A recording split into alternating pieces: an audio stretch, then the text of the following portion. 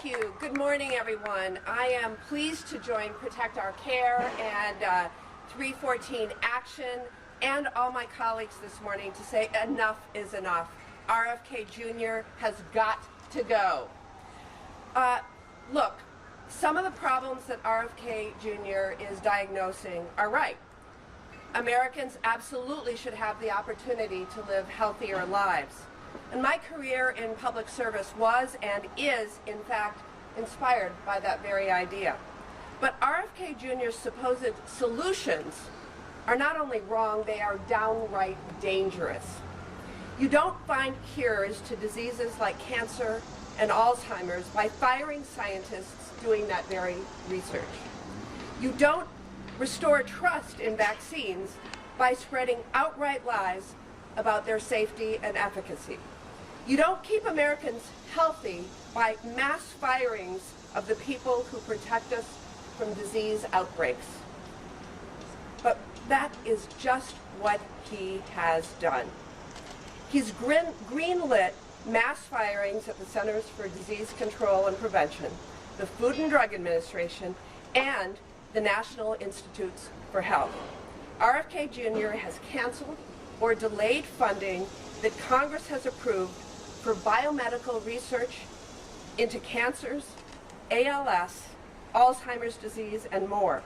In fact, the NIH has awarded $5 billion less, that's $5 billion less, to U.S. institutions for research compared to last year. And most recently, and perhaps most predictably, we've seen RFK Jr.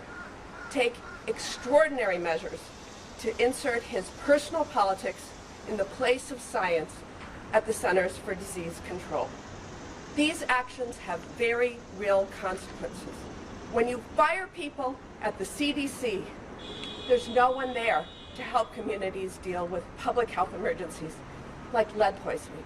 And I should know, because that's the exact situation that happened in Wisconsin when children in Milwaukee public schools were exposed to lead paint in classrooms, and no one was there at the CDC to answer the phone.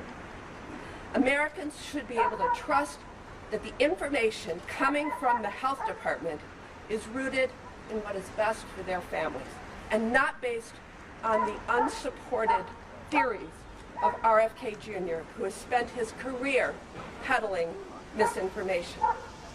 One thing is clear. It is not a matter of politics anymore. It's a matter of public health. And I'm calling on RFK Jr. to resign immediately. I'd personally be happy to help him pack up his desk, right? As I'm sure any one of the thousands of hard-working civil servants that he has fired would also. We'll keep showing up and holding Donald Trump, RFK Jr., and congressional Republicans accountable for terminating Americans' health care and endangering Americans' lives. I hope that my Republican colleagues, especially those who actually believe that RFK Jr. would follow the science, admit they were wrong and join us to protect our constituents.